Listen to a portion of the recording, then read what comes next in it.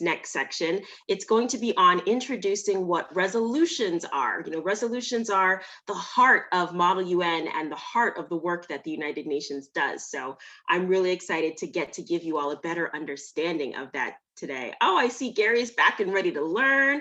President voting, I love it. I love it, using some of your parliamentary procedure that you just learned.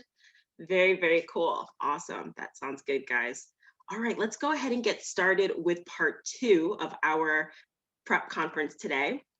I'm going to start us with a question to get us going. How does the United Nations present solutions to important global issues? We just learned in part 1 about the United Nations and how they were created, what they do. We learned about the Sustainable Development Goals.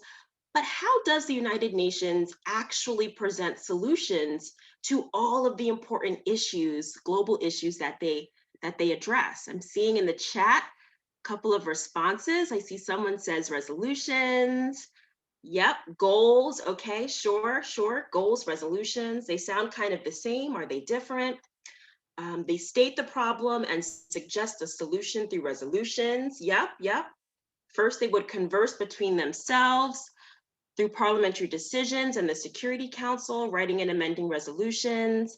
All right, a lot of you really hit this right on the head. I can tell that some of you might have done Model United Nations before, so you might already know the answer.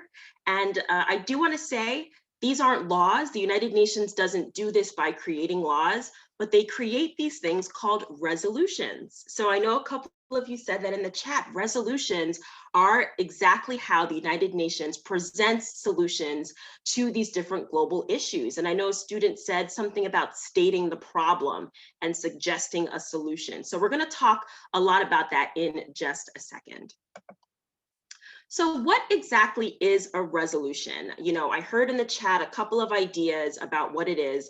I'm going to break it down for everyone so that we kind of have the chance to understand exactly what resolutions are and how we will be able to create them for the purpose of Model United Nations. So when you look at the word resolution, you see the word solution in resolution, right? So exactly, resolutions are just basically a written statement that expresses an opinion or recommends specific solutions or actions be taken on an important issue.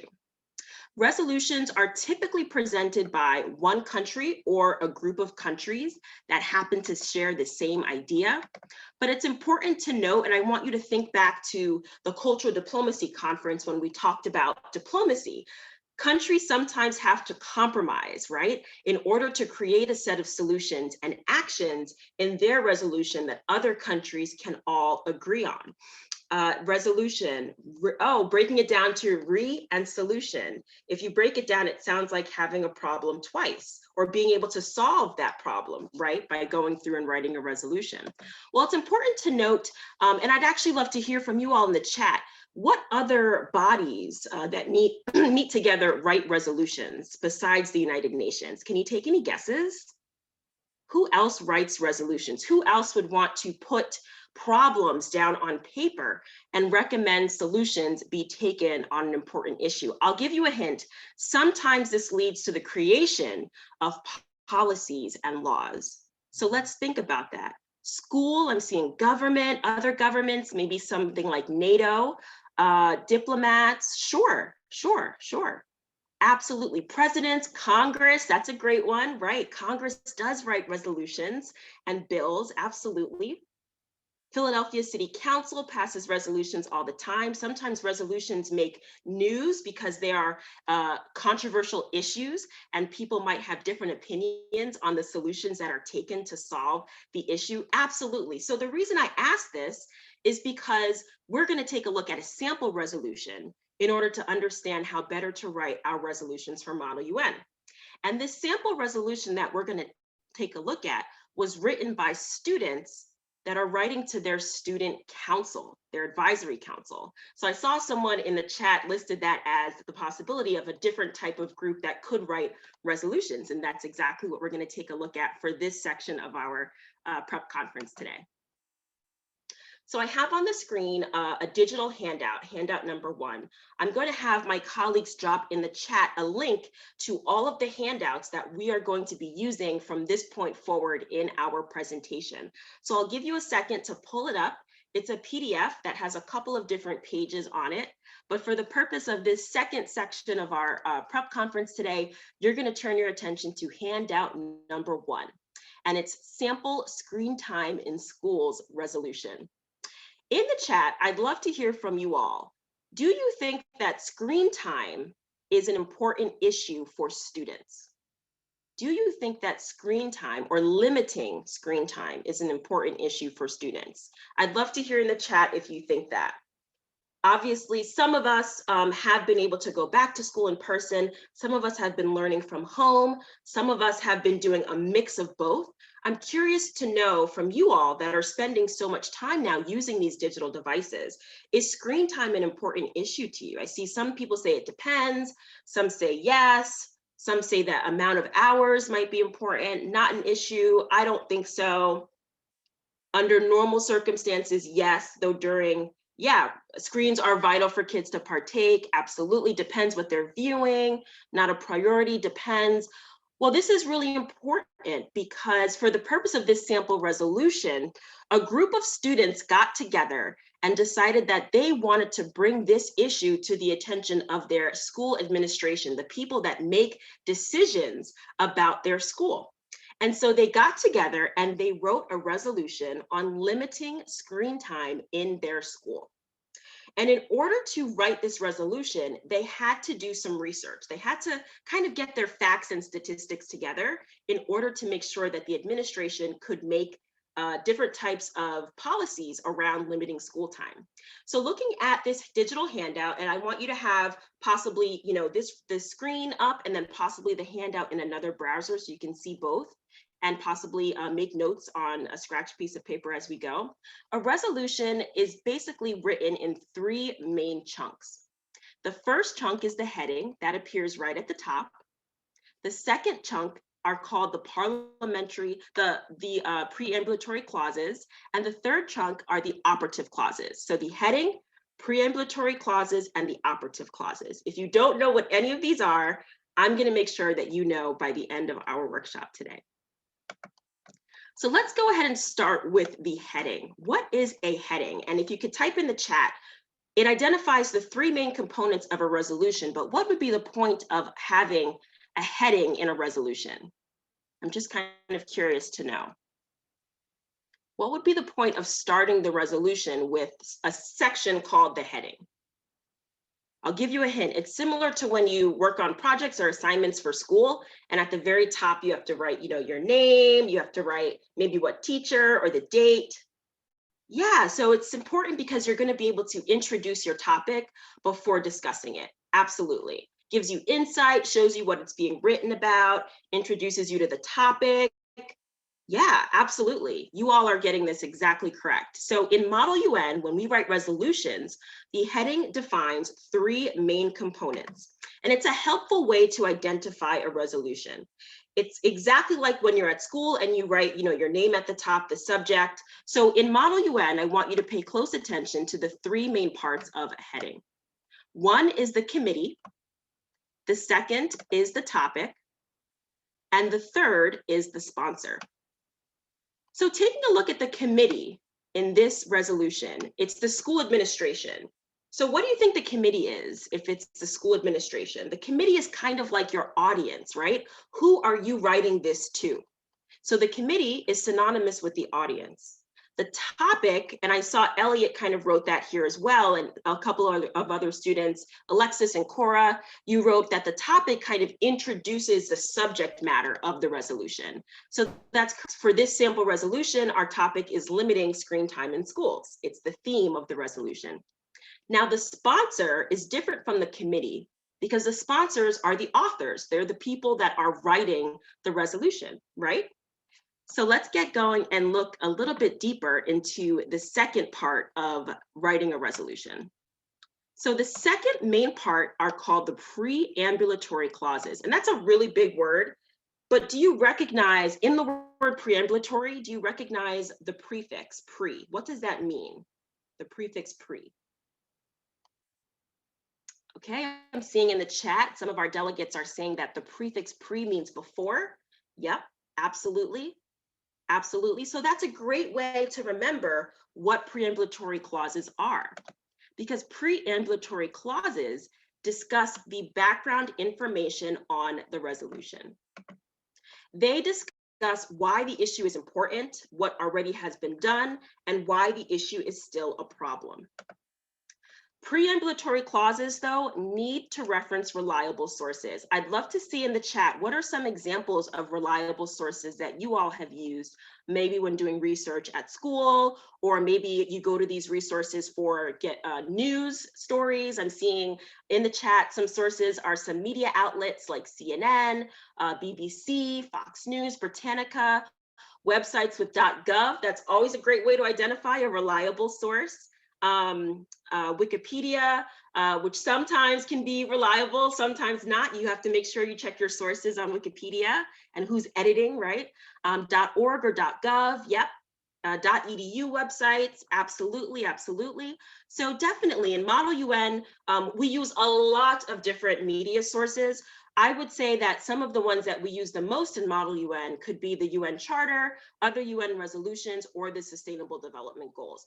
The World Affairs Council actually has access to a lot of great reliable sources that you all can use for creating your resolutions. So you don't actually have to do too much outside research. You can, but you can also use our resources, which we've already vetted as being very reliable resources for you all to use. So in terms of the formatting for preambulatory clauses, and we're going to talk a lot about formatting because when you write your clauses later, it's going to be important that you know how to format them correctly. For preambulatory clauses, you're going to want to italicize the first few words at the start of each clause. And I know some students may or may not be familiar with italicizing, but that just means to write a little bit on a slant, or when you type, you can type it so that it's italicized. There's always that button in our word processors to make it italics, right? So you'll italicize the first few words at the start of each clause, and then each preambulatory clause is followed by a comma. So let's take a look at our sample resolution to see how it's formatted correctly. We notice in this resolution that the preambulatory clauses have those first word or words italicized, that each clause ends in a comma, and that these are from a reliable source. These statistics weren't just pulled from anywhere. They actually come from a reliable source. I'd like for you to type in the chat, what is the source that these students used for their resolution? What is the source, the reliable source that these students used to create their resolution? Yeah, the link next to it. Yep, absolutely, absolutely. Yep, you've got it. They actually included their sources. A lot of times for projects or assignments, you might be asked to provide your sources. For preambulatory clauses and for even writing position papers, you're going to want to keep track of your sources. These students used statistics from the American Academy of Child and Adolescent Psychology. And I see in the chat, a lot of our delegates were really able to identify that quite quickly. So absolutely. Notice that that's a .org, right? So I know a lot of our delegates earlier said that .orgs are reliable sources. So I have on the screen a list of preambulatory clause vocabulary because it's actually really easy to write a preambulatory clause. All you have to do is write a sentence that identifies the issue or a particular fact about the issue that you want to address, and then combine it with one of these words or phrases. One of the most important things to note is that when you're choosing words or phrases to create your clauses, different words or phrases carry different tones, right? They kind of have different meanings, So think if you're trying to use something like observing versus something like deeply regretting, right? Deeply regretting carries a little bit more feeling to it. So when you write your different phrases, you'll be able to use these clauses. There's another handout in your digital handouts that has all of these on there, so you don't have to worry about typing them or writing them down or anything. So let's move on to talk a little bit about the last and final section of a resolution, which are the operative clauses. Looking at the word operative, I'd love to see in the chat, does anyone recognize any words or verbs? when we look at operative? What kind of pops out? Any words or verbs? All right, I'm seeing operate. I'm seeing operate. That sounds good. Any other thoughts? Operate. Yep, pretty obvious, right? Operation. Yes. So the reason I break it down for you is so I want you to understand the difference. Whereas preambulatory clauses discussed the problem and stated the issue, operative clauses suggest what action, right, to operate, the action that we have to take to address the problem and what we should actually do to try to solve the problem.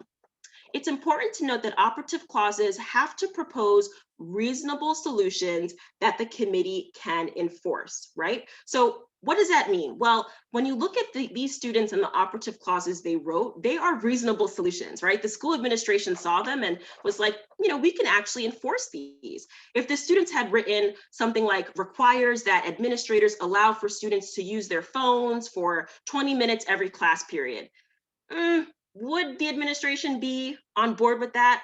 Probably not, unless it was done in a constructive way. They might have to have more dialogue to kind of get to meet a consensus on that. So it's important to note when you come up with operative clauses, you want to come up with reasonable solutions that are enforceable. Now, each operative clause actually corresponds with a preambulatory clause and in that same order. I'll get to this in just a second. Finally, the formatting of operative clauses are different from preambulatory clauses because the first action word or few words is underlined. Each clause is actually numbered at the beginning and ends with a semicolon, with the very last clause ending with a period.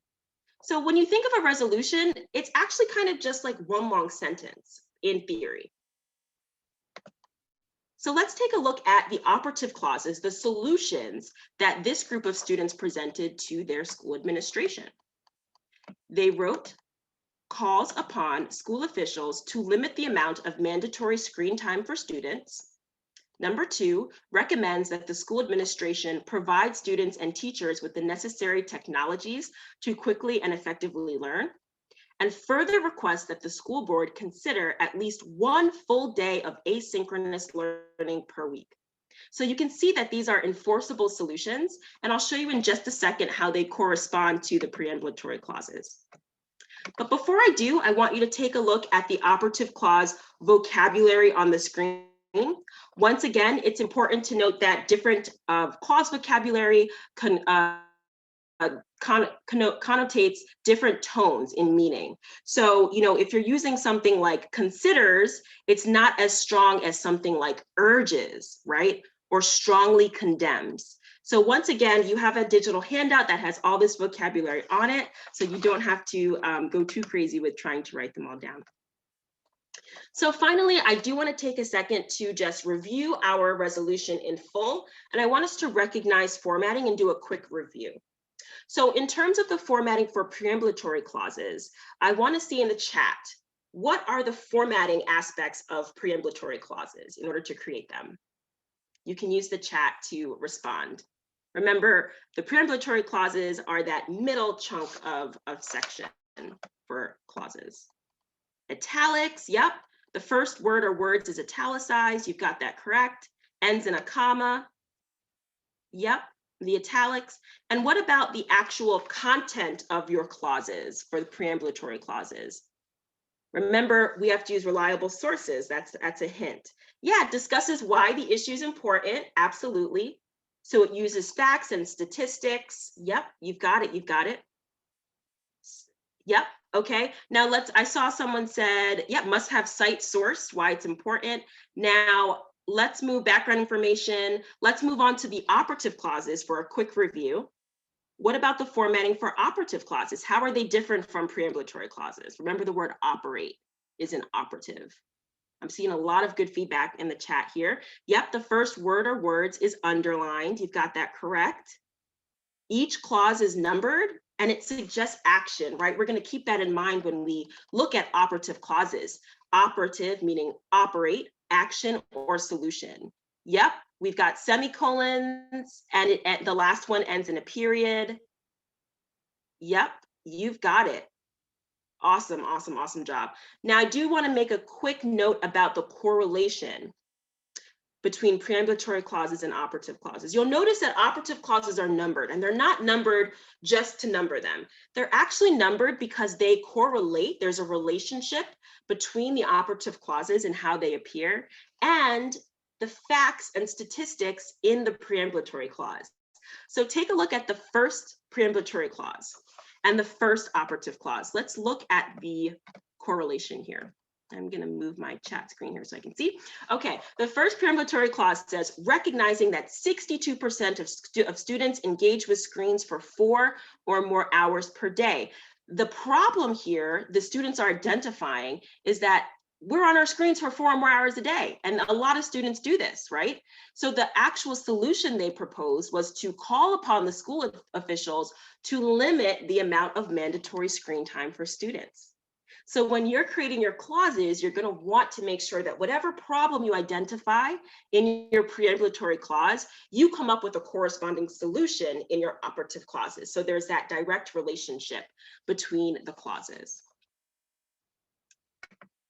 Okay, I'm going to keep an eye on our chat for a second because I wasn't sure if there were any delegates that wanted to maybe motion for another screen break. Were there any delegates in the chat that wanted to motion for another screen break? I'm curious. I'm going to role play your co-chair for our workshop today. Okay. I see a lot of delegates are motioning for a screen break, Great job using motion for fresh air. Jake, I am with you. Yep, motion for a break. Anyone want to motion for a snack? I would like to motion for a snack. Motion for, okay, yep, absolutely. Well, as your co-chair for today's workshop, I'm role-playing being your co-chair, I'm going to say that we're going to set our break time for a little over 10 minutes. So we're going to reconvene back here at 10:30. I'm going to grant you all your motions. I see a lot of people seconding motions as well. I'm going to grant you your motion for a snack or a break, a little screen break, and we will reconvene at 10:30. Okay, we'll reconvene at 10:30. So go ahead and take your screen break again, get your drink of water, go outside, and we'll come back at 10:30. Okay, thanks everyone.